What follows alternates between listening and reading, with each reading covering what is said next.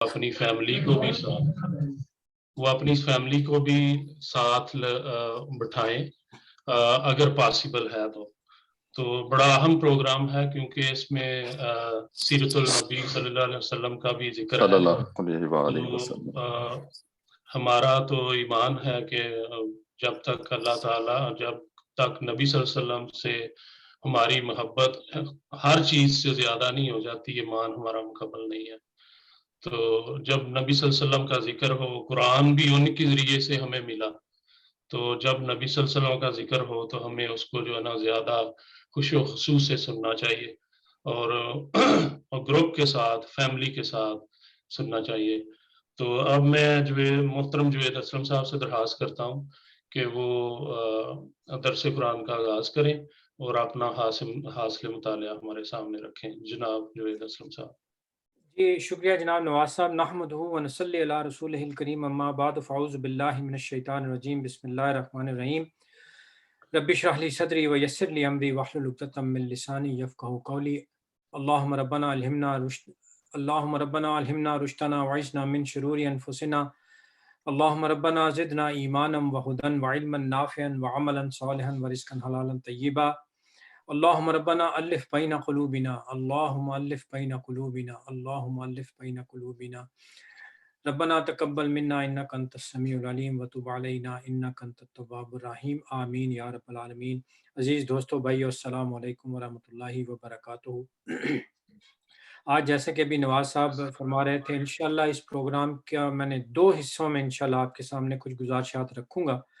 ایک تو میں تھوڑا سا، چونکہ ہمارے کچھ ساتھی شاید آج پہلی دفعہ شامل ہو رہے ہیں، ان کے لیے میں تھوڑا سا پس منظر بھی بیان کر دوں گا۔ یہ جو سورہ احزاب ہم نے پڑھی ہے اس سے متعلق، اور پھر ہم چونکہ تیسرے رکوع کا تقریباً ختم کر لیا تھا، وہ غزوہ احزاب جو ہے، یعنی وہ جو اس کی ساری تفصیلات ہیں، اس کو ہم نے پچھلی مرتبہ پڑھ لیا تھا۔ آخری 2 آیات ان کا ذکر میں آج انشاءاللہ کروں گا، کیونکہ اس میں ایک جو آپ یہ سمجھ لیجئے ضمیمہ ہے، وہ غزوہ احزاب کا، یعنی غزوہ بنی قریظہ کے نام سے وہ ہماری آپ کو تاریخ میں اس کے واقعات ملتے ہیں۔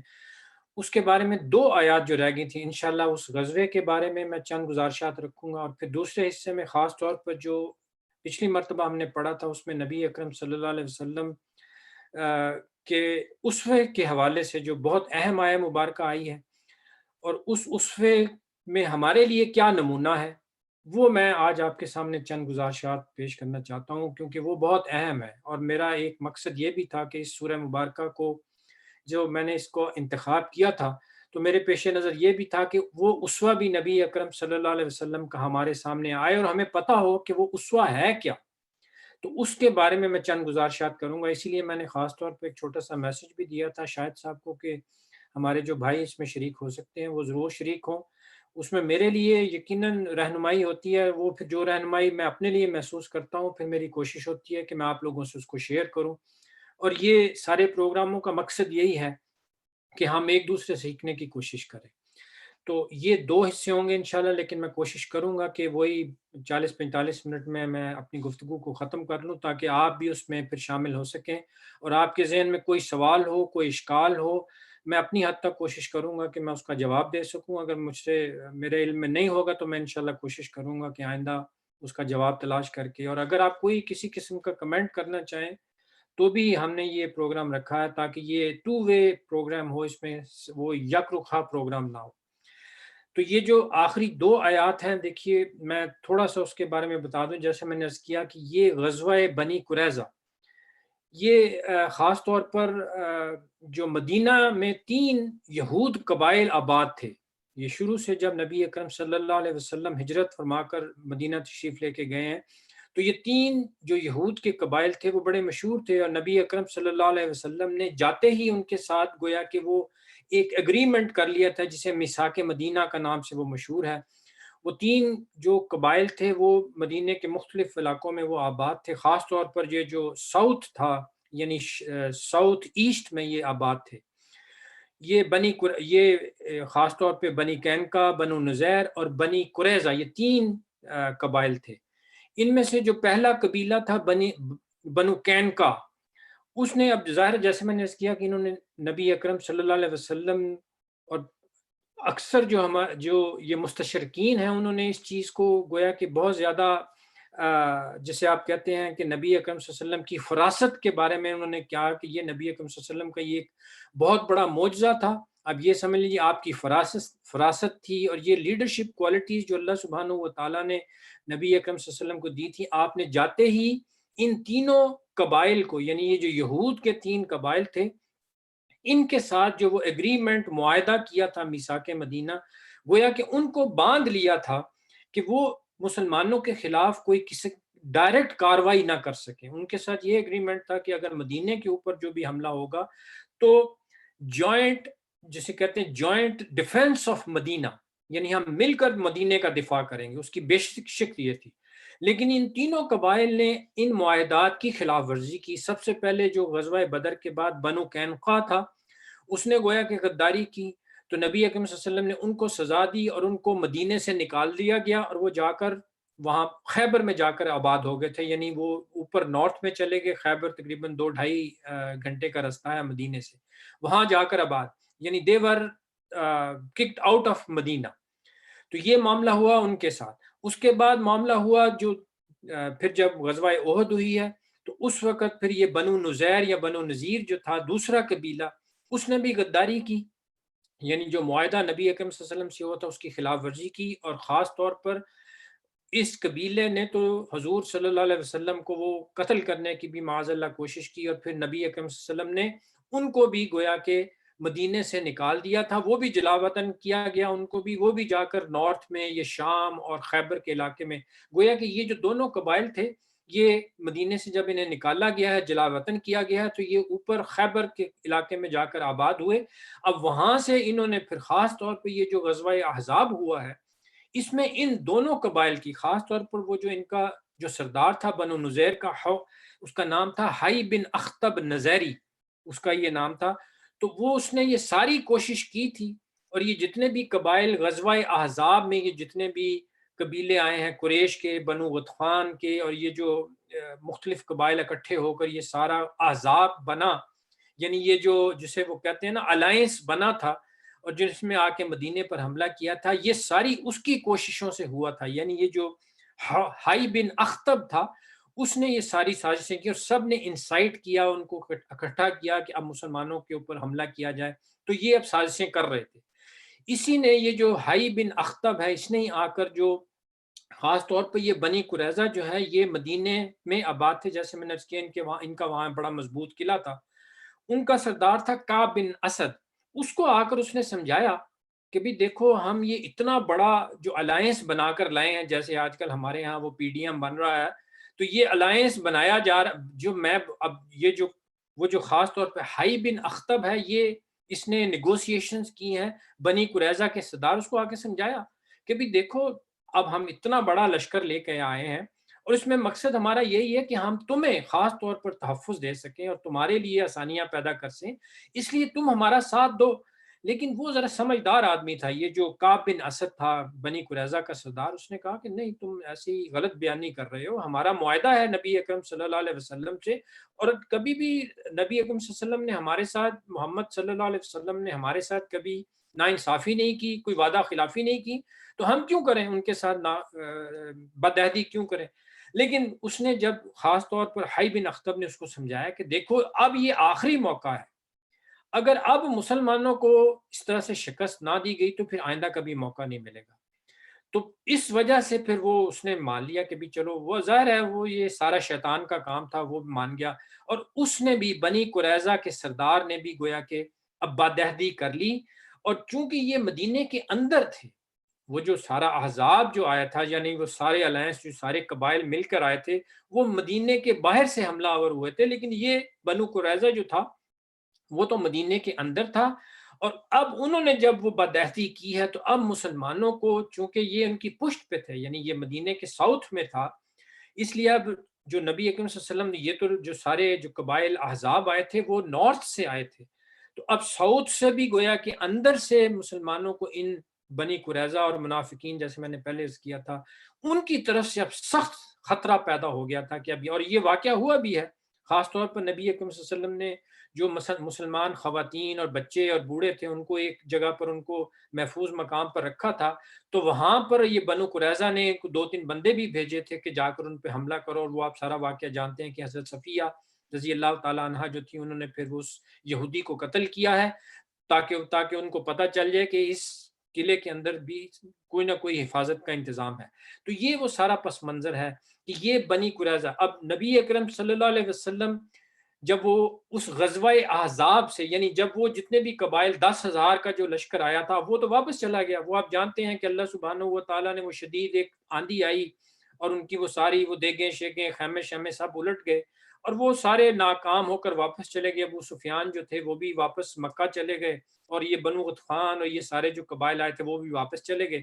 نبی اکرم صلی اللہ علیہ وسلم یعنی اس گویا اب وہ وہاں پہ لڑائی تو ہوئی نہیں، وہ آپ سب جانتے ہیں، وہ جسے کہتے ہیں آرمڈ کانفلکٹ تو ہوا ہی نہیں۔ تو نبی اکرم صلی اللہ علیہ وسلم جب اس سے فارغ ہو کے تقریباً 25-26 دن کے بعد جب واپس تشریف لائے ہیں تو ام سلمہ رضی اللہ تعالیٰ عنہ کے پاس وہ آئے ہیں، اور آ کے وہ گویا کہ ابھی وضو وغیرہ کر رہے تھے اور اپنا جسم مبارک جو تھے اس کو دھو رہے تھے۔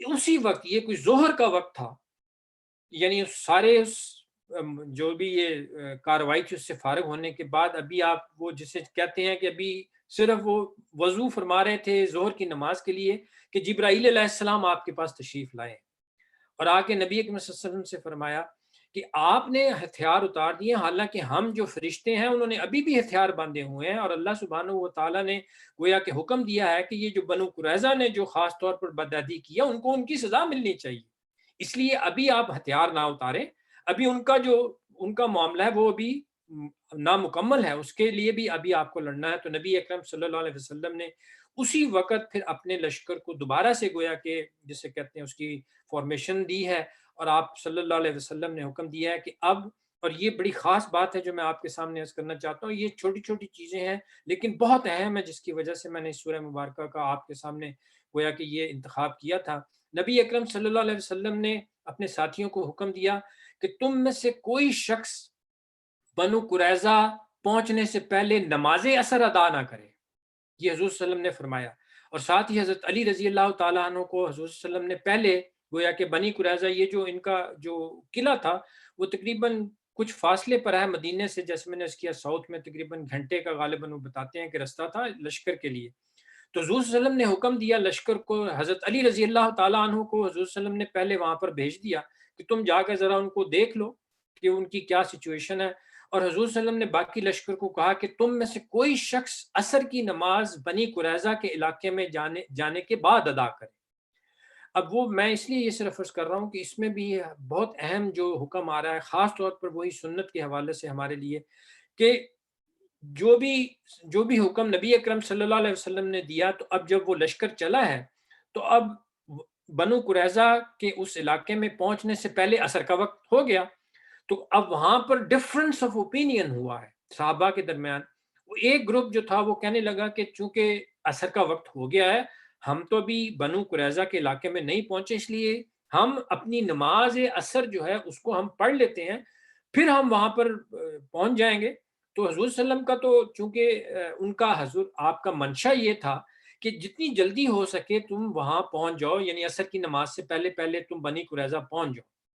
تو ایک گروہ نے نماز عصر اس کے وقت کے مطابق پڑھ لی، اور جو دوسرا گروپ تھا اس نے کہا نہیں، ہم یہ نہیں جانتے کہ حضور کا منشا کیا تھا۔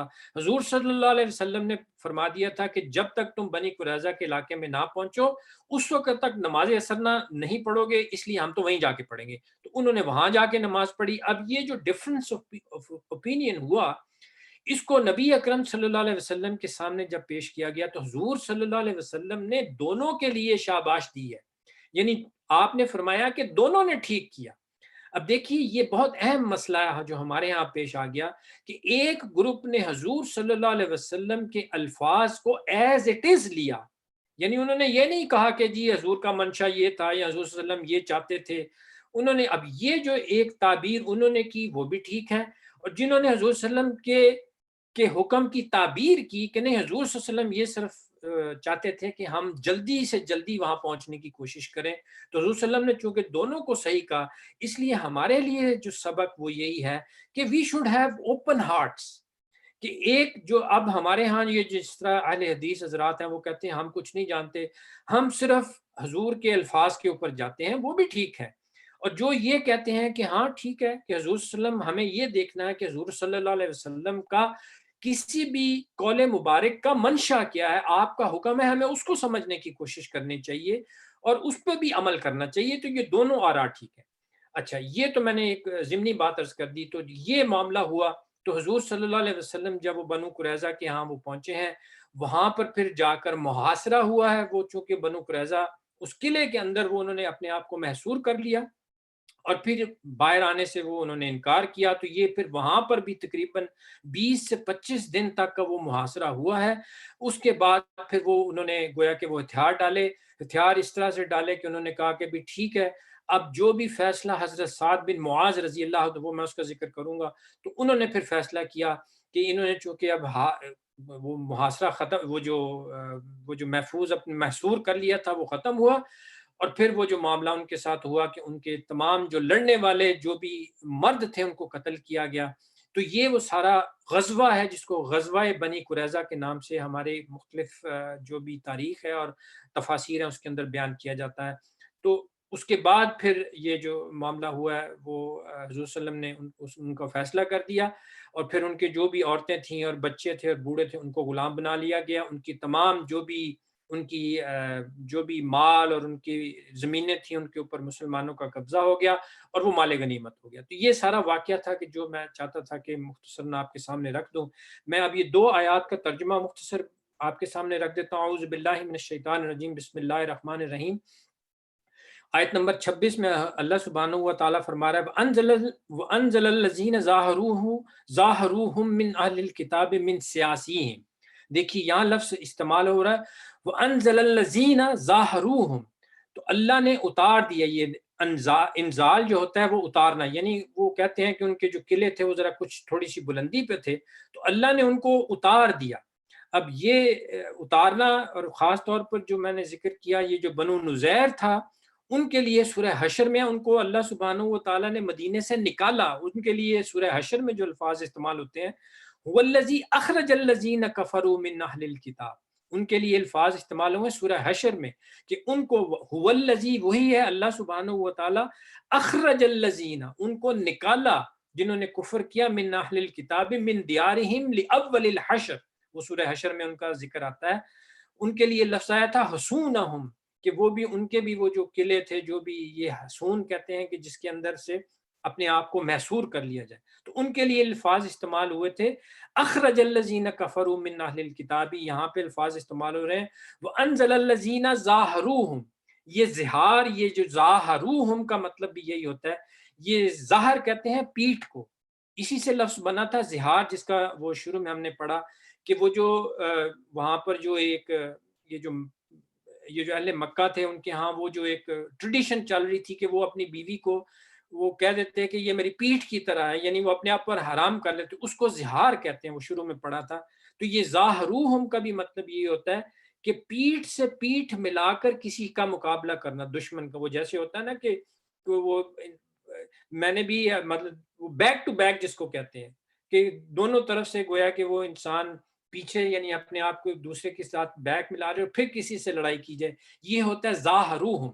تو انہوں نے گویا کہ اللہ نے اتار دیا ان لوگوں کو، یعنی ان قلعوں میں سے، ظاہروہم من اہل الکتاب، کہ جنہوں نے گویا کہ وہ جو سارے لشکر آیا تھا ان کے ساتھ گویا کہ ساز باز کر کر مسلمانوں کے خلاف گویا کہ لڑنے کا جو بدعہدی کا جو معاملہ کیا تھا، اب اللہ سبحانہ و تعالیٰ نے ان کو ان قلعوں سے، یعنی جس میں وہ محصور ہوئے تھے، ان کو اتار دیا۔ وَأَنزَلَ الَّذِينَ ظَاهَرُوهُم مِّنْ أَهْلِ الْكِتَابِ مِّن سِيَاسِيهِمْ، یہ سیستن ہوتا ہے قلعے کے لیے، ویسے تو یہ لفظ استعمال ہوتا ہے، آپ دیکھیے یہ جو مرغی کے جو پنجے ہوتے ہیں اس کو سیستن کہتے ہیں، اس کی جمع ہوتی ہے سیاسیہم، لیکن یہ عام طور پر استعمال ہوتا ہے گڑی، یعنی جیسے وہ ہمارے ہاں وہ ہم چونکہ وہ لاہور میں پڑھتے تھے انجینئرنگ یونیورسٹی میں، تو وہ گڑی شاہو کہلاتا تھا، تو یہ وہ گڑیاں بنائی ہوئی تھیں انہوں نے، وہ قلعے تھے ان کے چھوٹے چھوٹے کچھ اور بھی، اور ایک بڑا قلعہ تھا جس کے اندر وہ محصور تھے، اس کو کہتے ہیں سیاسی۔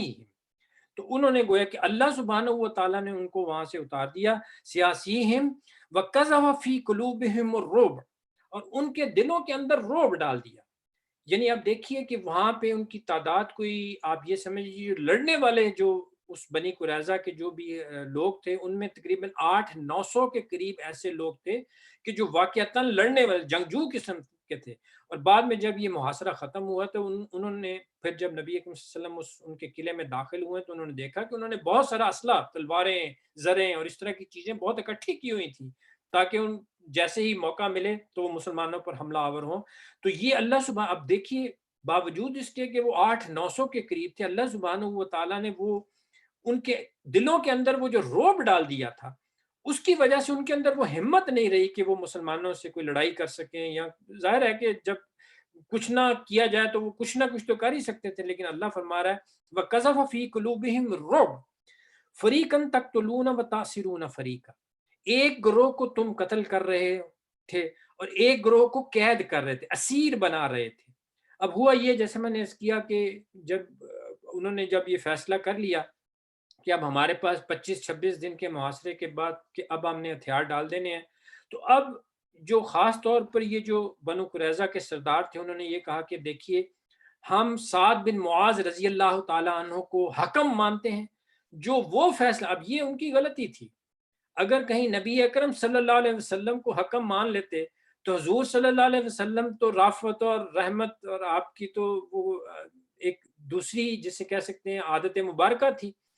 تو انہوں نے تو دیکھی حضور صلی اللہ علیہ وسلم نے تو پہلے 2 قبیلوں کو بھی جلا وطن کر دیا تھا، اور اگر کہیں یہ حضور صلی اللہ علیہ وسلم کو حکم مان لیتے تو حضور صلی اللہ علیہ وسلم نے بھی ان کی جان بخشی کر دینی تھی. لیکن اللہ سبحانہ و تعالیٰ کے اپنے فیصلے ہوتے ہیں.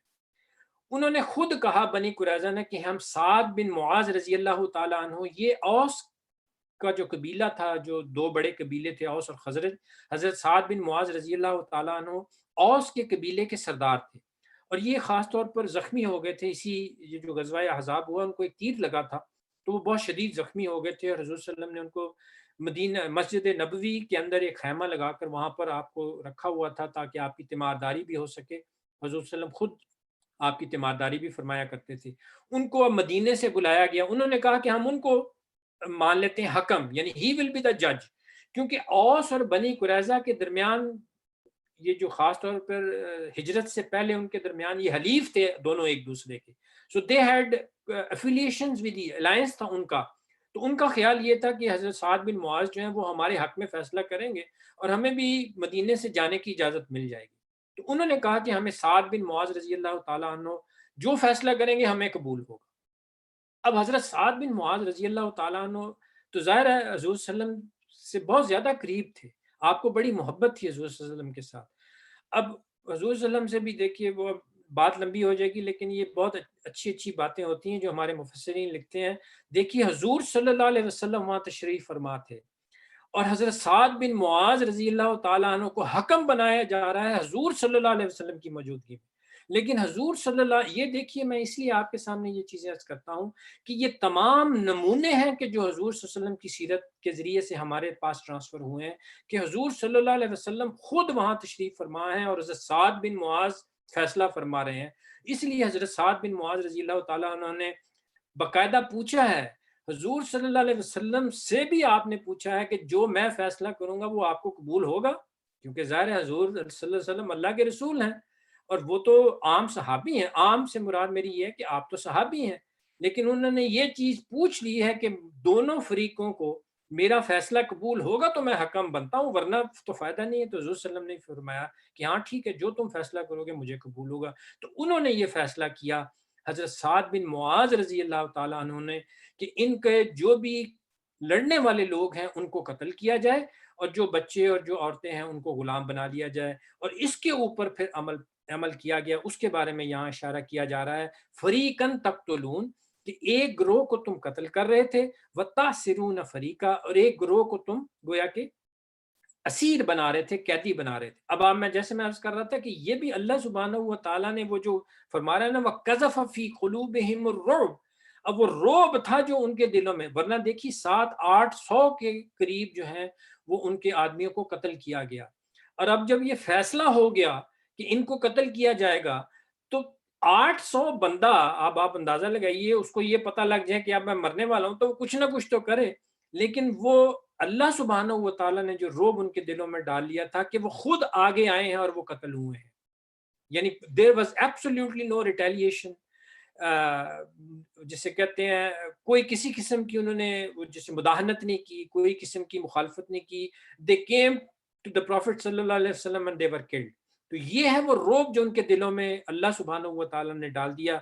وَأَوْرَثَكُمْ أَرْضًا، اور پھر اللہ سبحانہ و تعالیٰ فرما رہا ہے کہ اللہ نے مسلمانوں کو، اب جیسے میں نے عرض کیا کہ ان کی جو بھی پھر بڑا امیر قسم کے، یہ آپ کو پتہ یہودی تھے امیر سارے، جتنے بھی یہ قبائل تھے، یہ بنو نزیر کو جو نبی صلی اللہ علیہ وسلم نے نکالا وہ بھی بڑے امیر تھے، ان کے پاس بھی بڑی دولت تھی، اور وہ ان کو تو حضور صلی اللہ علیہ وسلم نے اجازت دے دی تھی، اور وہ تو اونٹوں پہ اپنا مال، اپنے جو گھر یہ جو سارے ہو سکتا ہے ادھر بھی وہ کہتے ہیں وہ جو اپنے گھروں کے دروازے بھی اکھاڑ کے لے گئے تھے، تو وہ تو بڑے امیر تھے. اسی طرح اللہ سبحانہ و تعالیٰ نے جو بھی مال غنیمت ان سے حاصل ہوا اس سے بہت فائدہ ہوا مسلمانوں کو. اور اس سے ساتھ ہی اللہ سبحانہ و تعالیٰ نے یہ بھی فرما دیا وَأَوْرَثَكُمْ أَرْضًا وَدِيَارَهُمْ، اور وارث بنا دیا اردہم ان کی زمینوں کا، وَدِيَارَهُمْ ان کے گھروں کا، وَأَمْوَالَهُمْ ان کے مالوں کا، وَأَرْضًا لَمْ تَطَئُوهَا، اور ان علاقوں کا بھی اللہ سبحانہ و تعالیٰ نے وعدہ فرما دیا کہ جن پر ابھی مسلمانوں نے گویا کہ کوئی لشکر کشی نہیں کی تھی. یعنی یہ آئندہ کی فتوحات کے بارے میں بھی اللہ سبحانہ و تعالیٰ نے گویا کہ پیشین گوئی فرما دی کہ اللہ سبحانہ و تعالیٰ تمہیں ان علاقوں کا بھی وارث بنائے گا کہ جن تک ابھی تک جہاں پر تم نے ایک لشکر کشی نہیں کی. یعنی وہ بعد میں یہ جو غزوہ خیبر ہوا ہے غالباً سن 7 ہجری میں، 2 سال کے بعد خیبر فتح ہو گیا، اس کے بعد سن 6 ہجری میں یا 7 ہجری میں ہوا، اس کے فوراً بعد آپ کو پتہ ہے صلح حدیبیہ ہوئی ہے، فتح مکہ سن 8 ہجری میں ہو گیا. پھر اس کے بعد یہ جو روم اور یہ جو شام اور اس کے خلاف تمام جو فتوحات ہوئی ہیں اس کی طرف بھی اللہ تعالیٰ نے اشارہ فرما دیا. وَأَرْضًا لَمْ تَطَئُوهَا، اور ان زمینوں کے بھی اوپر یعنی ان علاقوں پر بھی اللہ سبحانہ و تعالیٰ تمہیں فتح فرمائے گا کہ جہاں پر ابھی تک تم نے لشکر کشی نہیں کی. گویا کہ یہ پیشین گوئی تھی. وَكَانَ اللَّهُ عَلَىٰ كُلِّ شَيْءٍ قَدِيرًا، اور اللہ سبحانہ و تعالیٰ ہر چیز کے اوپر قادر ہے. اب اس میں صرف میں یہ کر دوں کہ دیکھیے، چلے میں وہ آگے انشاءاللہ آپ کے سامنے وہ رکھوں گا کہ یہ سارا معاملہ ہوا ہے، یہ جو جس کو وہ غزوہ بنو قریظہ کے نام سے جیسے میں نے کیا کہ یہ منسوب کیا جاتا ہے، یہ معاملہ ہوا. پھر اب یہ تینوں قبائل کو گویا کہ خاص طور پر مدینے سے گویا کہ مدینہ بدر کر دیا گیا، یہ خیبر بھی فتح ہو گیا بعد میں، اور گویا کہ یہ اب عرب کی زمین کو گویا کہ وہ پاک کر دیا گیا. تو یہ وہ غزوہ احزاب اور جو غزوہ بنی قریظہ ہوا اس کے بارے میں چند گزارشات آپ کے سامنے رکھی ہیں. لیکن جیسے میں نے کیا شروع میں کہ خاص طور پر اس سورہ مبارکہ کی آیت نمبر 21 جو ہے وہ بڑی اہم ہے. اور آپ نے وہ اکثر مختلف جو اجتماعات ہوتے ہیں سیرت النبی صلی اللہ علیہ وسلم میں، اس میں یہ آیہ مبارکہ آپ اکثر سنتے ہیں. اعوذ باللہ من الشیطان الرجیم، بسم اللہ الرحمن الرحیم. یہ آیت نمبر 21 ہے، لَقَدْ كَانَ لَكُمْ فِي رَسُولِ اللَّهِ أُسْوَةٌ. ایک لفظ پہ غور کیجئے گا، میں یہ 15-20 منٹ صرف اسی پہ لوں گا. اصل میں یہ اسوہ ہے کیا، میں اسوے کا بھی سمجھا دیتا ہوں، لیکن آیہ مبارکہ یہ ہے کہ لَقَدْ كَانَ لَكُمْ فِي رَسُولِ اللَّهِ أُسْوَةٌ حَسَنَةٌ، کہ یقیناً لَقَدْ كَانَ لَكُمْ تمہارے لیے ہے، فی رسول اللہ رسول اللہ صلی اللہ علیہ وسلم کی سیرہ مبارکہ میں اسوۃ حسنۃ، ایک نہایت ہی عمدہ اسوہ، نمونہ، ماڈل ہے تمہارے لیے. لمن کان یرجو اللہ، جو اللہ سے ملاقات کا امیدوار ہے، والیوم الآخرہ، اور جو آخرت میں اللہ سبحانہ و جس کا آخرت پر ایمان ہے، وذکر اللہ کثیرا، اور جو اللہ سبحانہ و تعالیٰ کا ذکر کثرت کے ساتھ کرتا ہے. تو یہ وہ آیہ مبارکہ ہے. جیسے میں نے کیا کہ ہمارے جو سیرت النبی کی مختلف محافل ہوتی ہیں یہاں پر بھی اور پاکستان اور ہندوستان میں بھی، اس میں یہ آیہ مبارکہ جو ہوتی ہے یہ گویا کہ وہ جسے کہہ سکتے ہیں آپ کو اس کو موضوع بنایا جاتا ہے سیرت النبی پہ تقریر کرنے کے لیے. تو اب اصل میں سمجھنے کی چیز یہ ہے کہ یہاں جو فرمایا جا رہا ہے، دیکھیے میں چند پہلے آپ کو تھوڑا سا مطلب سمجھا دیتا ہوں اس آیہ مبارکہ کا. دیکھیے اللہ فرما رہے لقد کان لکم، کیا مطلب ہوا کہ یقیناً لقد کان لکم، لکم مینس تمہارے لیے، یعنی ہم سب، لکم مینس ایوری باڈی. پہلی چیز غور کرنے کی یہ ہے کہ حضور صلی اللہ علیہ وسلم کی سیرت مبارکہ میں لکم یعنی پوٹینشلی، میں یہ لفظ استعمال کر رہا ہوں اس کو ذہن میں رکھیے، پوٹینشلی ہر شخص کے لیے اس کے اندر نمونہ ہے، ہدایت ہے، رہنمائی ہے. یعنی potentially every human being on the face of this earth can benefit from the سیرہ of the Prophet صلی اللہ علیہ وسلم. ٹھیک ہے، لیکن اس کا آگے استثناء آ رہا ہے، اس پہ میں بعد میں جاؤں گا. لیکن حضور اللہ سبحانہ و تعالیٰ فرما رہا ہے کہ ہر شخص کے لیے اسوہ ہے. دیکھیے وہ آپ جسے میں کہہ رہا ہوں کہ ہر شخص کے لیے ہے. اور اسوہ کا بھی مطلب جو ہم نے اکثر ہم سنتے ہیں وہ سنتے ہیں نمونہ ہے، لیکن جو اسوہ کا لفظی مطلب ہوتا ہے وہ لفظ اسوہ یا اسوتن، اس کا مطلب ہوتا ہے اقتدا، یعنی ٹو فالو somebody. بلکہ وہ میں انگریزی کی ڈکشنری ایک دیکھ رہا تھا، اس کے اندر بڑے اچھی ڈیفینیشن لکھی ہوئی ہے. واٹ ڈز دس اسوہ مین؟ اسوہ اور اسوہ یہ دونوں زیر سے بھی اور پیش ضمہ اور کسرہ دونوں سے استعمال ہوتا ہے. دونوں کا مطلب ایک ہی ہے. انگریزی میں بڑا اچھا ترجمہ کیا ہے، فالوئنگ دا ماڈل اور پیٹرن آف somebody. فالوئنگ اقتدا کرنا ہے، صرف نمونہ نہیں ہے، اقتدا جسے ہم کہتے ہیں نا وہ پیروی کرنا. اور وہ پیروی جسے ہم وہ لفظ استعمال کرتے ہیں نا اتباع سنت، یہ ہے اصل اس کا مطلب. فالوئنگ دا ماڈل اور pattern of somebody along the lines of something. دیکھیے کتنا اچھا ترجمہ کیا، along the lines. اور پھر وہ آخر میں ایک اور وہ انہوں نے ترجمہ کیا ہے in the same manner as somebody did this thing, in the same manner, just as something. تو یہ سارے مطلب ہیں اسوہ یا اسوہ کے. تو یہ جو فرمایا جا رہا ہے اچھا، اب پہلی بات تو یہ ہوگی کہ یہ میں نے آپ کو بتایا کہ دیکھیے نبی اکرم صلی اللہ علیہ وسلم کی سیرہ مبارکہ میں ہر شخص کے لیے اسوہ ہے. اب آپ دیکھ لیجئے حضور صلی اللہ علیہ وسلم کی شخصیت مبارک ایسی عظیم ہے جس کو میں نے جیسے عرض کیا تمام مستشرقین جو ہیں، یہ اورینٹلسٹ جو ہیں، انہوں نے بھی اس کو تسلیم کیا کہ حضور صلی اللہ علیہ وسلم کی ذات مبارکہ میں تقریباً ہر ڈائمنشن جو تھی وہ موجود تھی. دیکھیے آپ مسجد نبوی کے امام بھی ہیں، آپ سپہ سالار بھی ہیں، آپ مربی بھی ہیں، مزکی بھی ہیں، سپہ سالار بھی ہیں، حکم بھی ہیں، جج بھی ہیں، فیصلے بھی فرما رہے ہیں، معاہدات ایگریمنٹس یہ سارا میثاق مدینہ بھی فرما رہے ہیں، اور پھر صلح صفائی بھی فرما رہے ہیں. یعنی ہر حیثیت نبی اکرم صلی اللہ علیہ وسلم کی ذات مبارک کے اندر. اور اسی طرح آپ دیکھ لیجئے جیسے میں نے عرض کیا کہ ہر شخص کے لیے حضور صلی اللہ علیہ وسلم کی ذات مبارک اور سیرت مبارکہ کے اندر اسوہ ہے.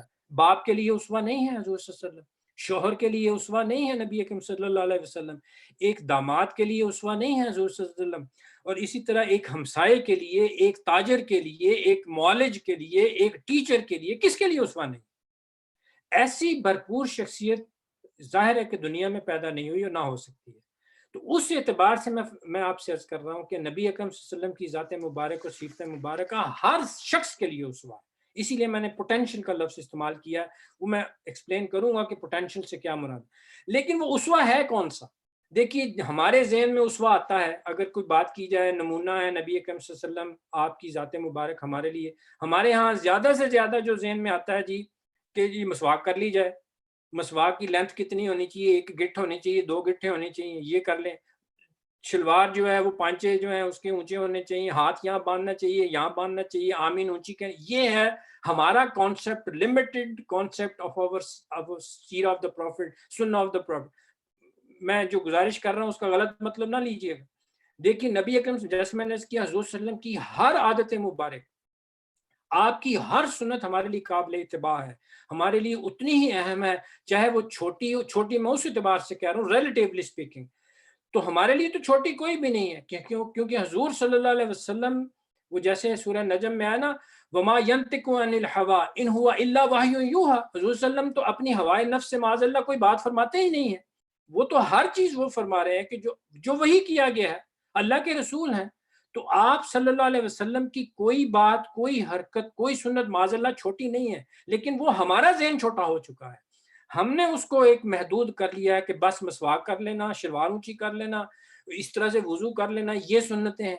وہ پکچر ہمارے ساتھ، تو یہ ہمارے نزدیک صرف معاذ اللہ یہ چھوٹی چھوٹی چیزیں رہ گئی ہیں. میں آپ سے عرض کر رہا ہوں کہ چھوٹی سے مراد میری یہ نہ سمجھیے معاذ اللہ کہ میں حضور صلی اللہ علیہ وسلم کی کسی کسی سنت مبارک کو چھوٹا کہہ رہا ہوں، میں صرف عرض کر رہا ہوں کہ جو میں آپ کے سامنے رکھنا چاہتا ہوں اس کے حوالے سے آپ اس کو سمجھنے کی کوشش کریے کہ اصل حضور صلی اللہ علیہ وسلم کی وہ سنت کون سی ہے جو اس میں ہمارے سامنے آ رہی ہے، خاص طور پر یہ جو سورہ احزاب میں آ رہی ہے۔ دیکھیے یہ جو سورہ احزاب میں ہم نے سارے واقعات پڑھے، کیا تھے یہ واقعات؟ وہ خوف اور وہ جو مشکلات آئی ہیں، وہ جو قرآن مجید نے الفاظ استعمال کیے ہیں، آپ ذرا غور کیجئے، وَإِذْ زَاغَتِ الْأَبْصَارُ وَبَلَغَتِ الْقُلُوبُ الْحَنَاجِرَ، کیفیت یہ تھی خوف کی، اور یہ جو بدامنی کی کیفیت کیا تھی کہ اللہ فرما رہا ہے زاغت الابصار، آنکھیں جو ہیں وہ جسے کہتے ہیں الٹی ہو گئی ہوئی تھیں، وہ بلغت القلوب الحناجر، خوف کی یہ کیفیت تھی کہ ہر شخص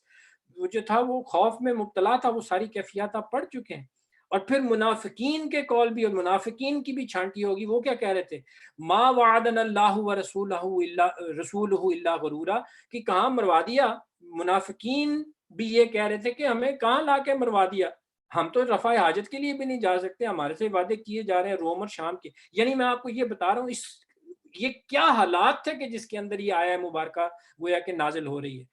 اور پھر آپ کو پتہ ہے کہ مسلمانوں کی بھی کیفیت آپ کے سامنے کہ کس طرح سے وہ ساری قربانیاں دی گئیں، اور ان ساری قربانیوں کے اندر نبی اکرم صلی اللہ علیہ وسلم بنفس نفیس شامل تھے۔ آپ نے خندق نہیں کھودی، آپ نے بھوک برداشت نہیں کی، آپ نے سردی برداشت نہیں کی، آپ کے بچے، آپ کی فیملی وہ بھی اسی طرح ہی غیر محفوظ بھی تھی، اور اسی طرح ہی خوف اور اس خطرے میں مبتلا تھی جس طرح آپ کے لیے کوئی خیمہ تو نہیں لگا کے رکھا گیا تھا، کوئی ایئر کنڈیشنر کوئی کہیں مدینے کے اندر وہ سجایا گیا ہوتا جس میں بیٹھ کے آپ حکم فرما رہے تھے کہ یہ کر دو۔ آپ صلی اللہ علیہ وسلم نے بنفس نفیس کھدائی بھی کی، چٹانیں بھی توڑی، پتھر بھی اٹھائے، یعنی کیا نہیں کیا۔ یعنی یہ قربانی ہے، یہ ہے پس منظر جس کے اندر یہ سارا جو آپ سیاق و سباق جس کو ہم کہتے ہیں اس کے اندر فرمایا جا رہا ہے لَقَدْ كَانَ لَكُمْ فِي رَسُولِ اللَّهِ أُسْوَةٌ، یہ ہے اسوہ، یہ ہے قربانی، یہ ہے ایثار کہ جو اس مقصد کے لیے آپ صلی اللہ علیہ وسلم نے خود نمونہ بن کے دکھایا ہے۔ اور اگر یہ اسوہ ہمارے سامنے نہیں ہے، یہ ایثار، یہ قربانی اور یہ جتنی بھی محنت اس مقصد کو حاصل کرنے کے لیے کی جا رہی ہے جو خود نمونہ بن کے حضور صلی اللہ علیہ وسلم نے دکھایا ہے، اگر یہ سنت ہمارے سامنے نہیں ہے تو پھر میں اس اعتبار سے کہہ رہا ہوں کہ جو باقی چھوٹی چھوٹی سنتیں ہیں، مسواک کر لیں، وہی جیسے میں نے کیا ہمارے نزدیک تو وہی ہے کہ وہ تو پوری ہو رہی ہیں، اور وہ اسوہ، وہ قربانی، وہ ایثار، وہ جذبہ اور وہ نمونہ جو بن کے دکھایا ہے اس غزوہ احزاب کے دوران میں، وہ اسوہ ہماری زندگیوں میں کہاں ہے؟ یہ درس سن لینا، یہ قرآن کی باتیں ایک دوسرے کے ساتھ کر لینا، اور وہ بس وہ سن کے وہ سن ہو جانا، اور یہ دیکھنا ہی نہ کہ ترجیحات کیا ہونی چاہیے۔ بڑی اچھی باتیں لکھی ہیں، خاص طور پہ وہ دیکھ رہا تھا ڈاکٹر اسرار احمد صاحب نے، انہوں نے اس کو سمجھانے کی کوشش کی ہے، میں بس بات لمبی نہیں کرنا چاہتا، کہ دیکھیے ہمارے ہاں اس کو سمجھنے کے لیے دو اصطلاحات میں آپ کو سمجھانا چاہتا ہوں صرف۔ دیکھیے ہمارے ہاں دو اصطلاحات جو ٹرمینالوجی استعمال ہوتی ہے وہ اکنامکس کے حوالے سے۔ دیکھیے ایک ہے مائکرو اکنامکس، ایک ہوتی ہے میکرو اکنامکس، مائکرو اور میکرو۔ اب مائکرو اکنامکس کیا ہے؟ جو عام یہ روزانہ کی چھوٹی موٹی جو معاملات ہوتے ہیں، مہنگائی ہو گئی جی، شور جیسے پیٹرول 2 سینٹ مہنگا ہو گیا، کم ہو گیا، آج یہ نہیں ہے، چینی نہیں ہے، آٹا نہیں ہے، یہ ہے مائکرو اکنامکس۔ ایک ہے میکرو اکنامکس کہ اصل میں انفلیشن کیا ہے، یہ بجٹ ڈیفیسٹس کیا ہیں، یہ جو سارے بڑے بڑے جو معاملات ہیں وہ ایک علیحدہ چیز ہے۔ اصل میں جو بھی حکومتیں ہوتی ہیں وہ میکرو اکنامکس کو دیکھتی ہیں، ہاں مائکرو اکنامکس بھی ضروری ہوتی ہے، لیکن اصل چیز سمجھنے کی ہوتی ہے کہ وہ میکرو اکنامکس ہے، وہ اگر غلط ہو جائے تو سارا معاملہ غلط ہو گیا۔ ملک چلے گا کیسے اگر آپ کا ٹریڈ ڈیفیسٹ بہت زیادہ ہو گیا، انفلیشن بہت زیادہ ہو گئی، آپ کا جو ڈپازٹ اور سرپلس ہو، یہ ساری چیزیں ہو گئی۔ تو یہی چیز ہمیں دیکھنی ہے نبی اکرم صلی اللہ علیہ وسلم کی سیرت مبارکہ میں کہ کون سی چیز کی اہمیت تھی نبی اکرم صلی اللہ علیہ وسلم کی حیات طیبہ کے اندر۔ اگر وہ چیز ہمارے ہاں ہماری زندگیوں میں وہ چیز نہیں ہے اور ہم وہی مائکرو چیزوں کے اوپر ہی ایمفسائز کرتے رہیں گے تو پھر ہماری ترجیحات جو ہیں ان کے اندر امبیلنس ہو گیا۔ اگر وہ جو جیسے میں نے عرض کیا وہ نصب العین نہیں ہے، وہ قربانی کیوں دی جا رہی تھی؟ وہ اللہ کے دین کے لیے دی ہے۔ اور میں یہ عرض کر دوں کہ دیکھیے جیسے میں نے آپ نے اب چونکہ کچھ ساتھی شروع میں شامل نہیں ہوئے، یہ کیوں ہوا؟ دیکھیے حضور صلی اللہ علیہ وسلم رحمۃ للعالمین ہے، اور رحمۃ للعالمین بھی اور اللہ سبحانہ و تعالیٰ کے مقربین میں سے ہیں، سب سے محبوب ترین شخصیت ہے. تو کیوں یہ ساری محنتیں کروائی گئیں؟ کیوں یہ پتھر توڑوائے گئے؟ یہ اس لیے، دیکھیے میں آج وہی غور کر رہا تھا کہ دیکھیے اس سورہ مبارکہ کے آغاز میں 2 ٹریڈیشنز کا میں نے ذکر کیا کہ ان کو ختم کرنے کے لیے نبی اکرم صلی اللہ علیہ وسلم نے وہ متبنہ جو منہ بولا بیٹا بنا لیا جاتا تھا، اس کی وہ جو روایت تھی اس کو ختم کرنے کے لیے حضور صلی اللہ علیہ وسلم کا نکاح کروایا گیا حضرت زینب رضی اللہ تعالیٰ عنہا کے ساتھ، اس لیے کہ آپ صلی اللہ علیہ وسلم کے بعد کوئی نبی نہیں آنا. اور اگر وہ ٹریڈیشنز نبی اکرم صلی اللہ علیہ وسلم بحیثیت رسول اللہ صلی اللہ علیہ وسلم اگر ختم نہ کرتے تو وہ آج تک چل رہی ہوتی اور وہ کبھی ختم نہ ہوتی. اس لیے حضور صلی اللہ علیہ وسلم نے خود نکاح کیا حضرت زینب سے، جو کہ اس علاقے کے اندر ایک that was considered to be a very bad thing معاذ اللہ، لیکن اللہ نے ختم کروایا. اسی طرح یہ جو میں اظہار والا معاملہ جو ہے کہ وہ جو لوگ اپنی بیوی کو ماں کے برابر کر دیتے تھے اور پھر اس کے گویا کہ طلاق کا معاملہ ہو جاتا تھا، اس ٹریڈیشن اس روایت کو ختم کروایا. تو ان روایات کو ختم کروانے کے لیے حضور صلی اللہ علیہ وسلم نے خود اپنا نمونہ پیش کیا. اسی طرح دیکھیے ہمارے اوپر حجت قائم کرنے کے لیے پوری کوشش حضور صلی اللہ علیہ وسلم کی جو جد و جہد ہے it was done on human level. حضور صلی اللہ علیہ وسلم نے خود قربانی دے کر دکھایا ہے کہ ہمارے لیے وہ حجت بن سکے کہ ہم صرف وہ چھوٹی چھوٹی معاذ اللہ، میں بار بار آپ سے یہ کر رہا ہوں چھوٹی اس معنی میں کہ وہ ریلیٹیولی اگر دیکھا جائے ہمارا سارا زور اگر اس کے اوپر رہا، ہم نے انہی چھوٹی چھوٹی چیزوں کو پکڑے رکھا اور وہ بڑی چیزوں کو ہم نے گویا کہ چھوڑ دیا، تو یہ چیز کا نمونہ اور ہمارے لیے حجت قائم کرنا کہ we will not have any excuse, کہ ہمارے پاس یہ کوئی ایکسکیوز نہیں ہوگی کہ اللہ، ہمارے پاس تو کوئی اس قسم کا ماڈل ہی نہیں تھا. حضور صلی اللہ علیہ وسلم نے بنفس نفیس آن ہیومن لیول یہ کر کے دکھایا کہ یہ دیکھو اللہ کے رسول نے یہ کر کے دکھا دیا. تو یہ ہمارے لیے حجت ہے، تاکہ اللہ قادر نہیں تھا بغیر کچھ کیے ہوئے. اللہ ابھی یہاں پہ ہم نے پڑھا کہ یہ جو یہاں پہ ہم نے پڑھا کہ اللہ ان اللہ علی کل شیء قدیر، اللہ تو قادر تھا، بغیر ایک تن کا ہلے بھی اللہ اپنے دین کو نافذ کر دیتا. اپنے رسول صلی اللہ علیہ وسلم سے اور پھر قربانیاں جو صحابہ کرام نے دی ہیں، مومنین نے تو یہ کہا نا کہ ھذا ما وعدنا اللہ ورسولہ وصدق اللہ ورسولہ، اللہ کے جو رسول نے وعدہ کیا تھا سچ کر کے دکھایا. تو یہ چیز ہے کہ ہم دیکھیں کہ یہ آیا مبارکہ. اور پھر میں آخر میں یہ بھی آپ سے عرض کر دوں کہ حضور جیسے میں نے کیا کہ حضور صلی اللہ علیہ وسلم کا جو اسوہ ہے پوٹینشلی، جیسے میں نے کیا ہر شخص اس سے بینیفٹ لے سکتا ہے، بٹ دیر آر 3 کنڈیشنز. جیسے وہ قرآن مجید کے لیے آتا ہے نا کہ قرآن مجید ھدی للناس بھی ہے اور ھدی للمتقین بھی ہے. ھدی للناس یعنی پوٹینشلی قرآن مجید ہر شخص کے لیے ہدایت ہے، لیکن ہدایت کون لے گا؟ ھدی للمتقین. اس کے لیے کوئی نہ کوئی تقوی کا کوئی نہ کوئی ایلیمنٹ، کچھ نہ کچھ اس میں ریشو پرپورشن تو ہونی چاہیے. وہ ریشو پرپورشن سے میرے ذہن میں وہ آ گیا کہ ہمارے نزدیک بھی اب وہ ریشو پرپورشن جو امبیلنس ہو گئی ہے سنت رسول صلی اللہ علیہ وسلم میں، اس کو ٹھیک کرنا ہے ہمیں. کہ ہمیں یہ دیکھنا ہے کہ حضور صلی اللہ علیہ وسلم نے جو یونینیمس حضور صلی اللہ علیہ وسلم کی سنت تھی وہ کیا تھی؟ وہ تھی سنت دعوت و تبلیغ اور اقامت دین. دین کے لیے، دین کو قائم کرنے کے لیے، ان تمام چیزوں کو مٹانے کے لیے حضور صلی اللہ علیہ وسلم نے 23 سال جو محنت کی ہے، اگر اس ریشو پرپورشن میں امبیلنس ہے تو پھر یہ جو سارے دروس کا سننا اور یہ ظاہر ہے یہ تو ٹھیک ہے، اس میں ثواب یقیناً ہو جائے گا، لیکن وہ کمی رہ جائے گی اور وہ مقاصد وہ حاصل نہیں ہوں گے. اب میں صرف 2 منٹ میں آپ کو وہ بھی بتا دیتا ہوں کہ یہ جیسے قرآن مجید جو ہے وہ تمام انسانیت کے لیے ہدایت ہے، لیکن اس کی کچھ شرائط ہیں. اس کو ہدایت لینے کے لیے متقی ہونا ضروری ہے. یہاں پہ بھی اسی طرح حضور صلی اللہ علیہ وسلم کے اسوے سے فائدہ اٹھانے کے لیے اللہ سبحانہ و تعالیٰ فرما رہا ہے لمن کانا. دیکھیے وہاں فرمایا تھا لقد کانا لکم، تمہارے لیے ہے. اب ساتھ ہی یہ بھی فرما دیا یہ اس کا بدل ہے لمن، کس کے لیے ہے حضور صلی اللہ علیہ وسلم کا اسوہ؟ لمن کانا یرجو اللہ، جو اللہ سے ملاقات کا امیدوار ہے، جو امید رکھتا ہے کہ مجھے اللہ سے ملنا ہے جا کے.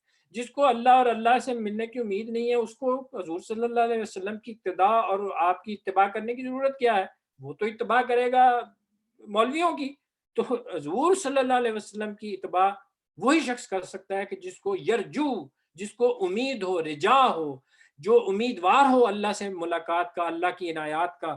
لمن کان یرجو اللہ والیوم الآخر، اور جس کو یہ بھی پتا ہو کہ مجھے مر کے دوبارہ اللہ سبحانہ و تعالیٰ کے سامنے جانا ہے، وہ تو یقیناً ڈرے گا کہ مجھے تو کوئی نہ کوئی نمونہ، مجھے تو کوئی ایگزامپل، مجھے تو کوئی ماڈل چاہیے جس کو میں فالو کروں اور جس سے میں اللہ کی رضا حاصل کروں، اللہ کی عنایات حاصل کر سکوں اور میں آخرت میں کامیاب ہو سکوں. جو صبح ابھی آغاز میں جو نواز صاحب نے فرمایا کہ آخرت میں اگر یہ چیز نہیں ہے حضور صلی اللہ علیہ وسلم کی اتباع کے لیے، ظاہر ہے اگر وہ جذبہ نہیں ہے کہ آخرت کے اندر مجھے اللہ کے سامنے جواب دہی کرنی ہے، تو پھر حضور کے صلی اللہ علیہ وسلم کی اسوے سے فائدہ نہیں اٹھا سکتا. وَذَكَرَ اللَّهَ كَثِيرًا، اور اللہ کو یاد بھی کرتا ہو کثرت کے ساتھ. تو یہ تین شرائط ہیں کہ اللہ سے ملاقات کا جو امیدوار ہے، جس کو آخرت کا خوف ہے، جو اللہ کی یاد بھی جس کے دل کے اندر ہے، وہ تو حضور صلی اللہ علیہ وسلم کے اسوے سے، جسے کہتے ہیں، وہ 100% فائدہ اٹھا سکتا ہے. ورنہ جیسے میں نے کیا کہ پوٹینشلی تو ہر شخص اس سے فائدہ اٹھا سکتا ہے، لیکن جو ان تین چیزوں کے اوپر ایمان باللہ، ایمان بالآخرت اور اللہ کی یاد کو ہر وقت اپنے دل کے اندر رکھے گا، وہ یقیناً نبی اکرم صلی اللہ علیہ وسلم کے اسوہ مبارک اور ہر اسوے سے، ہر سنت سے فائدہ اٹھا سکتا ہے. اللہ تعالی ہمیں حضور صلی اللہ علیہ وسلم کی پیروی، مکمل طور پر پیروی کرنے کی توفیق عطا فرمائے. بارک اللہ لی و لکم فی القرآن العظیم و نفعنی و ایاکم بالآیات و ذکر الحکیم. جی نواز بھائی، اگر کسی ساتھی کا کوئی کویسچن ہو تو وہ اپنا ہاتھ ریز کرے اور اس کے بعد پھر اس کو انوائٹ کیا جائے گا سوال کرنے کے لیے انشاءاللہ تعالی. جی جزاک اللہ خیر جوید بھائی، آپ نے بڑا اچھا ایکسپلین کیا. اللہ تعالیٰ آپ کو اس کی بہترین جزا عطا فرمائے اور ہمیں اس پہ عمل کرنے کی توفیق عطا فرمائے. صرف ایک بات ریمائنڈر کے طور پہ آپ سب لوگوں کو بتانا چاہوں گا کہ دیکھیں نبی صلی اللہ علیہ وسلم کا جو اسوہ ہے، اس پہ ہم کیا کریں، کیسے اس کو عمل میں اپنی زندگی میں نافذ کریں. اس کا جو بہترین طریقہ ہے وہ یہی ہے کہ جو بھی معاملات آپ کے سامنے آئے اس میں آپ دیکھیں کہ وہی اچھا نبی صلی اللہ علیہ وسلم کیا کرتے تھے. اگر ہمیں اپنی فیملی سے ڈیل کرنا پڑے، اپنے بیٹے سے ڈیل کرنا پڑے، تو ہم دیکھیں کہ وہی نبی صلی اللہ علیہ وسلم بچوں کے ساتھ کیسے ڈیل کرتے تھے. ہمیں بزنس کرنا، بزنس ڈیلنگ میں ہم دیکھیں کہ نبی صلی اللہ علیہ وسلم کیسے ڈیل کرتے تھے. ہمیں جو معاملات ہیں، لین دین کے معاملات، رشتہ داروں کے معاملات، اس میں دیکھیں کہ نبی صلی اللہ علیہ وسلم وہ کیسے ڈیل کرتے تھے. وہ میاں صاحب کا شعر ہے نا کہ جو کسے دا عاشق ہوئے وہ اس دی گل کردا، تو 100 یارو مکر بہانے اس دی مرنی مردہ. اگر ہم جو نا وہ نبی صلی اللہ علیہ وسلم کے محبت کرنے والے ہیں اور ان سے پیار رکھنے والے ہیں، تو ہمیں پھر یہی ہمارا جو محبت کا تقاضا ہے وہ یہ ہے کہ ہم ہر عمل اپنا کوشش کریں کہ جس طرح نبی صلی اللہ علیہ وسلم نے پرفارم کیا ان کو فالو کریں. ہم ان کے فالوور ہیں نا، ہم دعویٰ کرتے ہیں محبت کا تقاضا یہی ہے کہ ان کے جو جس طرح انہوں نے کیا، اور جیسے کہ جوید اسلم صاحب نے کہا کہ بھئی یہ کس لیے کیا انہوں نے، یہ اللہ تعالیٰ نے جو نا ان کو تو سب سے زیادہ محبوب رکھا ہے، تو وہ ساری تکلیفیں انہوں نے اس لیے برداشت کی کہ انہوں نے ایک نمونہ بننا تھا پوری انسانیت کے لیے. تو یہ ساری جو چیزیں ہیں ہمارے لیے انہوں نے کی کہ ہم پرفارم کریں اس طرح جس طرح انہوں نے پرفارم کیا. تو اللہ تعالیٰ ہمیں جو نا وہ اسی طرح، جیسے بچوں سے حضرت عائشہ رضی اللہ تعالیٰ عنہ سے کسی نے پوچھا کہ بھئی آپ کے اخلاق کیسے ہیں، تو حضرت عائشہ رضی اللہ تعالیٰ عنہ نے کہا کہ آپ نے قرآن نہیں پڑھا، قرآن آپ کا اخلاق ہے، کہ جو قرآن میں آیا وہ آپ کا اخلاق ہے. تو یعنی اور نبی صلی اللہ علیہ وسلم کی حدیث ہے کہ آپ کا جو سب سے زیادہ اخلاق اچھا اس کا ہے جو اپنی جو نا وہ اپنے گھر والوں کے ساتھ اچھا ہے. تو سارا غصہ تو ہمارا گھر والوں پہ نکلتا ہے جب ہم باہر سے آتے ہیں اس لیے کہ وہ کمزور کارنر ہے، تو کمزور کارنر پہ ہم اٹیک کرتے ہیں کیونکہ آگے سے جواب نہیں آنا. تو اخلاق کا صحیح پتہ اس وقت ہی چلتا ہے جب جو ہے نا وہ کمزور آپ کے سامنے ہو. تو یہ ساری چیزیں جو ہے نا اللہ تعالیٰ نے ہمیں سکھایا، نبی صلی اللہ علیہ وسلم نے سکھائی کہ کیسے اخلاق سے پیش آنا ہے، لوگوں سے کیسے جو ہے نا وہ معاملات کو ڈیل کرنا ہے، گھر والوں کے ساتھ کیسے پیش آنا ہے. اور بہترین طریقہ جو وہ میرے ذہن میں، تو اگر ساتھیوں کے ذہن میں اور ہے تو وہ بتائیں، شیئر کریں کہ بھئی کیسے ہم جو ہے نا وہ نبی صلی اللہ علیہ وسلم کے اسوہ کو اپنی زندگی میں نافذ کر سکتے ہیں. جزاک اللہ خیر. اگر کسی ساتھی کے ذہن میں کوئی سوال ہو. جی محمد نواز بھائی، عرفان. میں کچھ عرض کرنا چاہتا ہوں. جی نواز بھائی اور سارے ساتھیوں سے یہ ہے کہ ہماری زندگی کا ایک ہی مقصد ہے کہ اللہ تعالیٰ ہم سے خوش ہو جائے، اور اللہ تعالیٰ ہم جو بھی اعمال کریں، ہمارے جو بھی کام ہوں، اللہ تعالیٰ ان سے خوش ہو جائے، اور اس خوشی کے بدلے میں اللہ تعالیٰ ہمیں جنت میں داخل کر دے، اور اللہ تعالیٰ ہمیں جہنم سے دور کر دے. اور اللہ تعالیٰ نے قرآن میں صاف صاف بتا دیا ہے کہ ہم وہ اللہ کی رضا کیسے حاصل کر سکتے ہیں. سورہ آل عمران آیت نمبر 31 اللہ تعالیٰ فرماتا ہے، قل ان کنتم تحبون اللہ فاتبعونی یحببکم اللہ ویغفر لکم ذنوبکم واللہ غفور الرحیم. اللہ تعالیٰ فرماتا ہے، قل، اے حبیب مکرم صلی اللہ علیہ وآلہ وسلم، آپ فرما دیجئے، ان کنتم تحبون اللہ، اگر تم حقیقت میں اللہ تعالیٰ سے محبت کرتے ہو تو پھر کیا کرو؟ فاتبعونی، تو پھر میری اتباع کرو. اے حبیب مکرم صلی اللہ علیہ وسلم، آپ لوگوں سے فرما دیجئے کہ اگر تم اللہ تعالیٰ سے محبت کرتے ہو تو میری، یعنی کہ نبی کریم صلی اللہ علیہ وسلم کی اتباع کرو. تو پھر اس سے کیا ہوگا؟ یحببکم اللہ، تو اللہ تعالیٰ پھر تم سے محبت کرے گا، اور پھر اللہ تعالیٰ اس کے بدلے میں کیا کرے گا؟ وَيَغْفِرْ لَكُمْ ذُنُوبَكُمْ، اور وہ تمہارے گناہ معاف کر دے گا. واللہ غفور الرحیم، اور اللہ تعالیٰ نہایت بخشنے والا ہے. تو اس آیت کا ترجمہ جو ہے وہ سیدھا سیدھا یہ ہے کہ اے حبیب مکرم صلی اللہ علیہ وآلہ وسلم، آپ فرما دیجئے کہ اگر تم اللہ سے محبت کرتے ہو تو میری پیروی اختیار کرو، تب اللہ تعالیٰ تمہیں اپنا محبوب بنا لے گا، اور تمہارے لیے تمہارے گناہ معاف کر دے گا، اور اللہ سبحانہ و تعالیٰ نہایت بخشنے والا، نہایت مہربان ہے. ابن کثیر نے اس آیت میں جو تھوڑی سی اس کی جو تفسیر لکھی ہے وہ میں آپ کے سامنے رکھتا ہوں. اس آیت نے فیصلہ کر دیا ہے کہ جو شخص اللہ کی محبت کا دعویٰ کرے اور اس کے اعمال، افعال اور عقائد فرمان نبوی صلی اللہ علیہ وآلہ وسلم کے مطابق نہ ہو، وہ بندہ طریقہ محمدیہ پر کاربند نہ ہو، تو وہ اپنے اس دعوے میں جھوٹا ہے. صحیح حدیث ہے کہ رسول اللہ صلی اللہ علیہ وآلہ وسلم ارشاد فرماتے ہیں کہ جو شخص کوئی ایسا عمل کرے جس پر ہمارا حکم نہ ہو تو وہ مردود ہے. اسی لیے یہاں بھی ارشاد ہوتا ہے کہ اگر تم اللہ سے محبت رکھنے کے دعوے میں سچے ہو تو نبی کریم صلی اللہ علیہ وآلہ وسلم کی سنتوں پر عمل کرو، ان کے رستے پر عمل کرو. اس وقت اللہ تعالیٰ تمہاری چاہت سے تمہیں زیادہ دے گا، یعنی اللہ تعالیٰ خود تمہارا چاہنے والا بن جائے گا. تو اسی آیت کے تناظر میں جب علامہ اقبال رحمۃ اللہ علیہ نے جواب شکوہ لکھا، تو اس جواب شکوہ میں اللہ تعالیٰ کی طرف سے علامہ صاحب کیا فرماتے ہیں کہ اللہ تعالیٰ بیسیکلی فرما رہا ہے کہ وہ بھی دن تھے کہ یہی مایا رانائی تھا، وہ بھی دن تھے کہ یہی مایا رانائی تھا، نازش موسم گل لالائے صحرائی تھا، جو مسلمان تھا اللہ کا سودائی تھا، کبھی محبوب تمہارا یہی ہر جائی تھا. اور اللہ تعالیٰ فرما رہا ہے کسی یکجائی سے اب عہد غلامی کر لو، کسی یکجائی سے اب عہد غلامی کر لو، ملت احمد مرسل کو مقامی کر لو. تو اگر ہم آپ صلی اللہ علیہ وسلم کی اتباع پر، آپ صلی اللہ علیہ وسلم کا اتباع شروع کر دیں تو اللہ تعالیٰ ہمیں سب کچھ دے دے گا، وہی چیزیں دوبارہ ہمیں مل جائیں گی انشاءاللہ. تو نواب بھائی آپ کچھ کویسچن ہے؟ بردر محمد عرفان صاحب کچھ کہنا چاہتے ہیں. جی عرفان بھائی. نصیر صاحب نے بھی ہاتھ اٹھایا تھا، ان سے بھی پوچھ لیجیے گا. نصیر صاحب نے بھی جی نصیر بھائی آپ بات کر لیجیے پہلے. جی السلام علیکم. جی وعلیکم السلام. نصیر بھائی ذرا ایک سیکنڈ ہولڈ کیجیے گا. جی عرفان بھائی آپ فرمائیے. جی شاہد بھائی مجھے دو چیزیں پوچھنی تھی.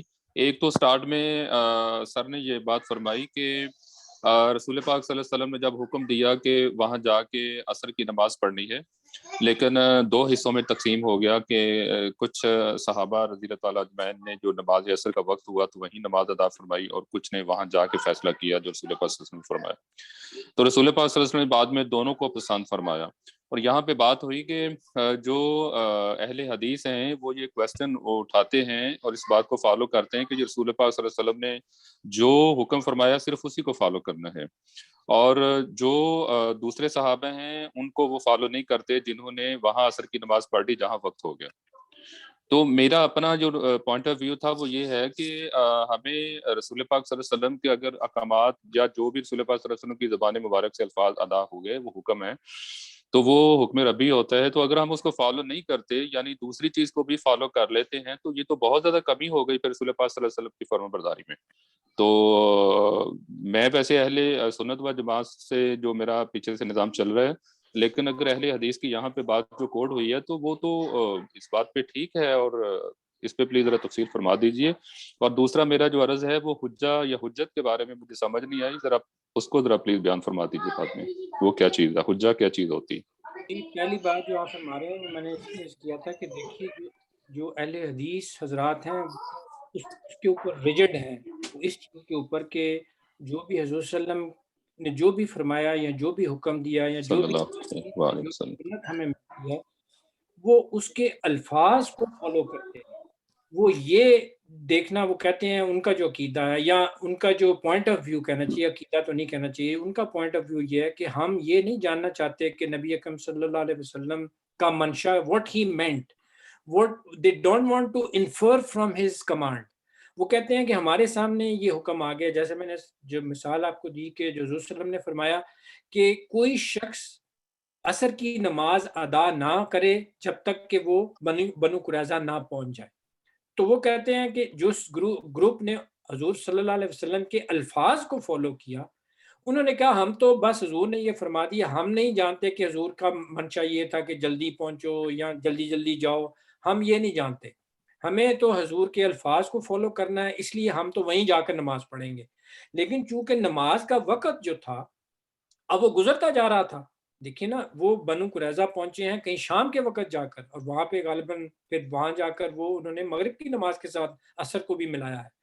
تو جو دوسرا گروپ تھا انہوں نے کہا کہ نہیں، چونکہ عصر کی نماز کا وقت رستے میں ہو گیا ہے تو ہمیں نماز یہاں ادا کر لینی چاہیے اور پھر ہم آگے منزل پہ پہنچ جائیں گے. انہوں نے یہ جو تعبیر حضور صلی اللہ علیہ وسلم کے حکم کی وہ یہ تھی کہ چونکہ حضور صلی اللہ علیہ وسلم کا منشا یہ تھا، آپ کا جو حکم کا جو مقصود تھا وہ یہ تھا کہ تم جلدی پہنچو، لیکن چونکہ نماز اب وقت اس کا فرض کا ہو گیا اس لیے ہم رستے میں پڑھ لیں گے.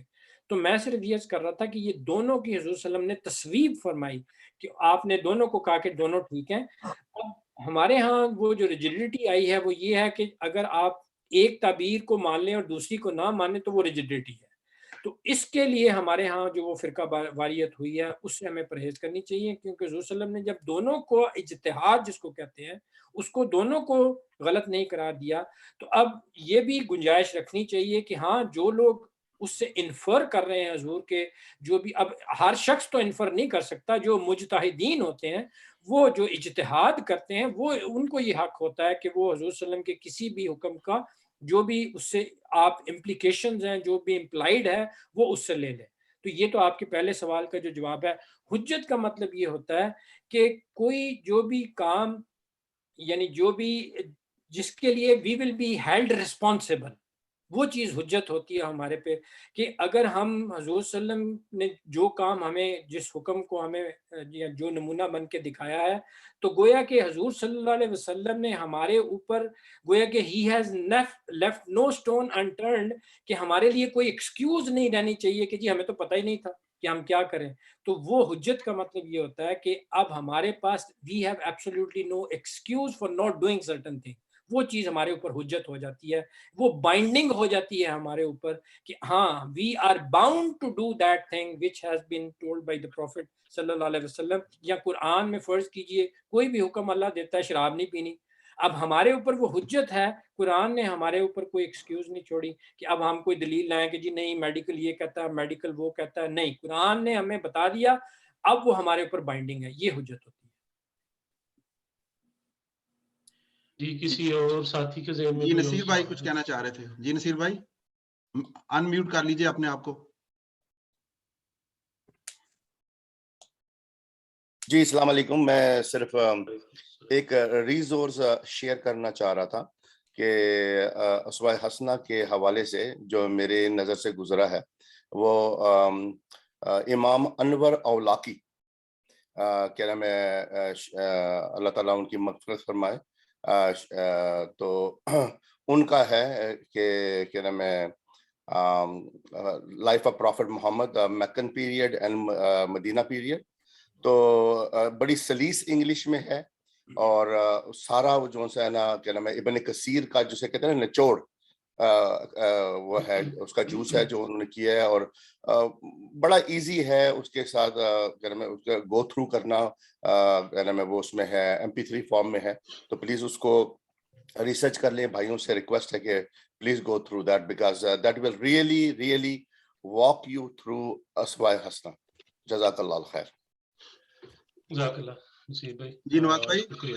جی نواز بھائی بات ہو رہی ہے نبی کریم صلی اللہ علیہ وسلم کے اسوہ حسنہ کی، اور آپ صلی اللہ علیہ وسلم کے اسوہ حسنہ کا ذکر ہو اور علامہ اقبال کے چند اور اشعار نہ پیش کیے جائیں تو میرا خیال ہے کہ یہ بھی زیادتی ہے. جی ارشاد. اللہ تعالیٰ قرآن مجید میں فرماتا ہے، قرآن مجید میں اللہ تعالیٰ فرماتا ہے کہ من یطاع الرسول فقد اطاع اللہ، کہ جس نے نبی کریم صلی اللہ علیہ وآلہ وسلم کی اطاعت کی اس نے اللہ کی اطاعت کی. اللہ تعالیٰ کا ارشاد ہے کہ جس نے آپ صلی اللہ علیہ وسلم کی اطاعت کی تو گویا اس نے اللہ کی اطاعت کی. تو اس آیت کے تناظر میں علامہ اقبال فرماتے ہیں وہ دانائے سبل ختم الرسل مولائے کل جس نے غبار راہ کو بخشا فروغ وادی سینہ. نگاہ عشق و مستی میں وہی اول وہی آخر، وہی قرآن وہی فرقان وہی یاسین وہی طٰہٰ. اور اسی طرح فرماتے ہیں علامہ اقبال آپ صلی اللہ علیہ وسلم کے بارے میں فرماتے ہیں کہ لوح بھی تو قلم بھی تو تیرا وجود الکتاب. جیسے آپ نے پہلے فرمایا تھا کہ حضرت عائشہ رضی اللہ عنہا نے فرمایا کہ آپ کا اخلاق جو ہے وہ قرآن ہے، تو علامہ صاحب فرما رہے ہیں کہ لوح بھی تو قلم بھی تو تیرا وجود الکتاب، گنبدے آب گینا رنگ تیرے محیط میں ہے باب، اور عالم آب و خاک میں تیرے ظہور سے فروغ، عالم آب و خاک میں تیرے ظہور سے فروغ، ذرائے ریگ کو دیا تو نے طلوع آفتاب، اور شوکت سنجرو سلیم تیرے جلال کی نمود، شوکت سنجرو سلیم تیرے جلال کی نمود، اور فکر جنید و باجزید تیرا جمال بے نقاب، اور شوق تیرا اگر نہ ہو میری نماز کا امام. جیسے فرمایا کہ جس نے آپ صلی اللہ علیہ وسلم کی اطاعت کی اس نے اللہ کی اطاعت کی. تو علامہ صاحب ہمیں یہ بتا رہے ہیں کہ اگر آپ صلی اللہ علیہ وسلم کا شوق نہیں ہے کہ شوق تیرا اگر نہ ہو میری نماز کا امام، میرا قیام بھی حجاب میرا سجود بھی حجاب، اور تیری نگاہ و ناز سے دونوں مراد پا گئے، تیری نگاہ ناز سے دونوں مراد پا گئے، عقل غیاب و جستجو عشق حضور و اضطراب. اور آگے اس کے بعد دعا ہے کہ تیرا و تار ہے جہاں گردش آفتاب سے، کہ تاریکیاں ہیں ہر طرف یا رسول اللہ ہمارے لیے دنیا کے اندر، تیرا و تار ہے جہاں گردش آفتاب سے، طبع زمانہ تازہ کر جلوائے بے حجاب سے. اور جیسے میں پہلے بتا رہا تھا کہ جواب شکوہ میں علامہ صاحب نے اللہ تعالیٰ کی طرف سے جو جواب دیا ہے، ایک اس کا چھوٹا سا بند ایک اور ہے، وہ میں آپ کو بتا دوں. تو اللہ تعالیٰ فرما رہا ہے، ہمیں اللہ تعالیٰ کیا فرما رہا ہے کہ عقل ہے تیری سپر عشق ہے شمشیر تیری، عقل ہے تیری سپر عشق ہے شمشیر تیری، میرے درویش خلافت ہے جہانگیر تیری، ماں سوائے اللہ کے لیے آگ ہے تکبیر تیری، تو مسلمان ہو تو تقدیر ہے تدبیر تیری. غور فرمائیے، تو مسلمان ہو تو تقدیر ہے تدبیر تیری، اور کی محمد سے وفا تو نے تو ہم تیرے ہیں. یہ آخری شعر ہے جواب شکوہ کا کہ کی محمد سے وفا تو نے تو ہم تیرے ہیں، یہ جہاں چیز ہے کیا لوح و قلم تیرے. تو اگر ہم آپ صلی اللہ علیہ وسلم سے وفا کر لیں، ان کے اتباع کی پیروی کر لیں، تو اللہ تعالیٰ کی خوشی ہمیں مل جائے گی. اللہ تعالیٰ نے قرآن میں یہ چیز فرمائی ہے انشاءاللہ تعالیٰ. جزاک اللہ خیر. جزاک اللہ خیر. میرا خیال ہے ابھی ٹائم جو ہے نا وہ اوور ہو گیا ہے. آپ لوگوں سے میں معذرت چاہتا ہوں، تھوڑا سا ٹائم زیادہ لگ گیا، لیکن انشاءاللہ اٹس ورتھ وائل. آخر پہ جو ہے نا میں جوید اسلم صاحب سے درخواست کروں گا کہ وہ دعا کے ساتھ اس پروگرام کا اختتام فرمائیں. اور ایک چھوٹی سی جو ہے نا اطلاع کہ جو لوگ جو ہے نا وہ پاکستان میں اور ارد گرد کے جو بھی علاقے ہیں وہاں پہ جو مصیبت میں ہیں ان کے لیے دعا فرمائیں. جو اس دنیا سے چلے گئے ہیں ان کے لیے دعا فرمائیں. کل میرے انکل جو کافی دیر سے علیل تھے اور وہ اس دنیا سے چلے گئے ہیں، ان کے لیے دعائے مغفرت کی درخواست ہے. تو میں جوید اسلم بھائی سے درخواست کروں گا کہ وہ دعا سے اس پروگرام کا اختتام فرمائیں. جی جوید بھائی، ہمارے کچھ ساتھی علیل بھی ہیں تو ان کے لیے بھی پلیز دعا کروا دیجیے گا خصوصاً. ٹھیک ہے جی، انشاءاللہ دعا کر لیتے ہیں. میں ہر دفعہ یہی گزارش کرتا ہوں کہ یہ دعا جو ہے وہ رسمی نہیں ہونی چاہیے ہر شخص کو، اور خاص طور پر یہ نہیں ہے کسی پروگرام کے اختتام میں ہم لوگ یہ دعا مانگا کریں.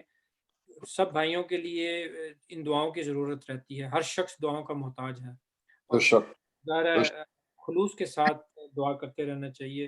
جیسے میں نے عرض کیا کہ جب بھی آپ کو موقع ملے نماز میں، نماز کے علاوہ بھی سب کوشش کریں کہ خلوص کے ساتھ ایک دوسرے کے لیے دعا مانگتے رہیں کہ اللہ تعالیٰ ہماری حفاظت بھی فرمائے.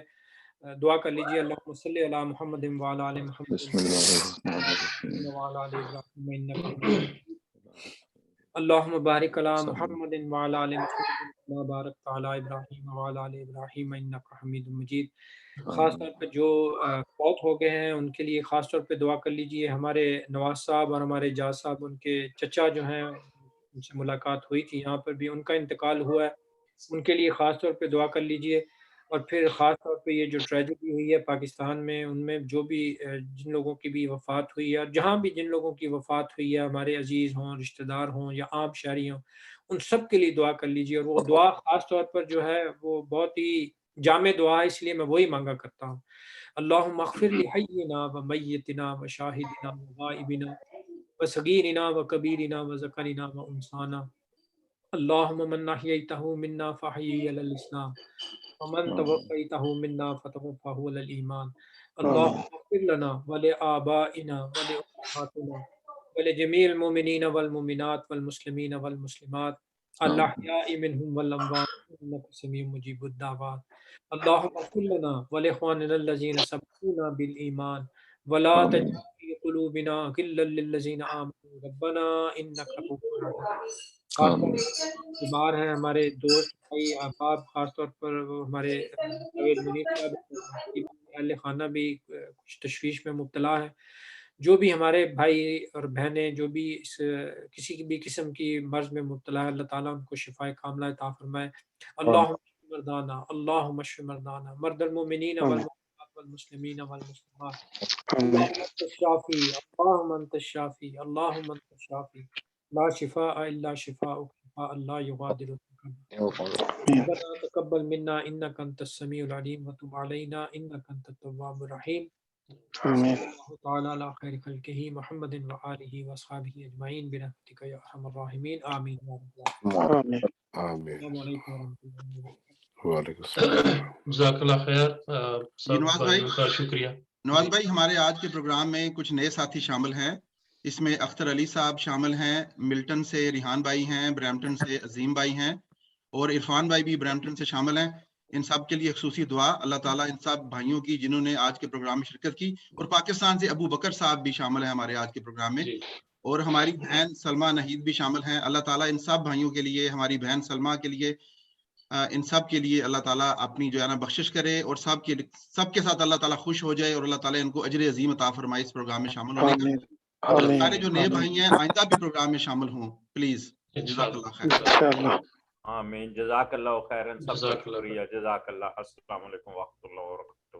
وعلیکم وعلیکم السلام السلام ورحمۃ اللہ السلام علیکم وبرکاتہ.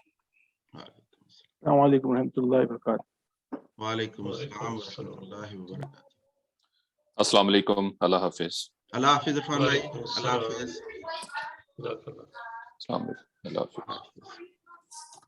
ابو بکر بھائی آپ کا بھی بہت شکریہ. آپ پلیز ذرا شامل ہوا کریں, اپنی تلاوت ہمیں سنایا کریں. ہم آپ کی تلاوت سن کے بڑا مزہ آتا ہے ہمیں ماشاءاللہ. جی جی انشاءاللہ. ہماری اصل میں عشاء کی نماز کا وقت ہوتا ہے. اچھا جی, چلیں کوئی بات نہیں انشاءاللہ تعالی. انشاءاللہ میں کوشش کرتا ہوں نماز کا وقت تبدیل ہوتا ہے, انشاءاللہ ضرور حاضری دیا. جی ضرور انشاءاللہ. جزاک اللہ. تو اختر بھائی آپ کا بھی بہت شکریہ, آپ نے آج پروگرام میں شرکت فرمائی ماشاءاللہ. مجھے تو پتہ ہی نہیں تھا پہلے. الحمدللہ بڑی خوشی ہوئی. شکر اللہ کا. ماشاءاللہ. الحمدللہ بہت اچھا ماشاءاللہ. جزاک جزاک اللہ. اللہ. جزاک اللہ. اسلم بھائی آپ کا بھی شکریہ. اللہ حافظ. نصیر بھائی آپ نے بھی ٹائم نکالا, بہت شکریہ. کامران بھائی آپ نے بھی. نصیر بھائی کو ہم اسپیشلی ویلکم کہتے ہیں پروگرام. جی بالکل انشاءاللہ. انشاءاللہ. جی اللہ حافظ. چلیں اللہ حافظ. شکریہ اللہ حافظ. شکریہ. اللہ حافظ.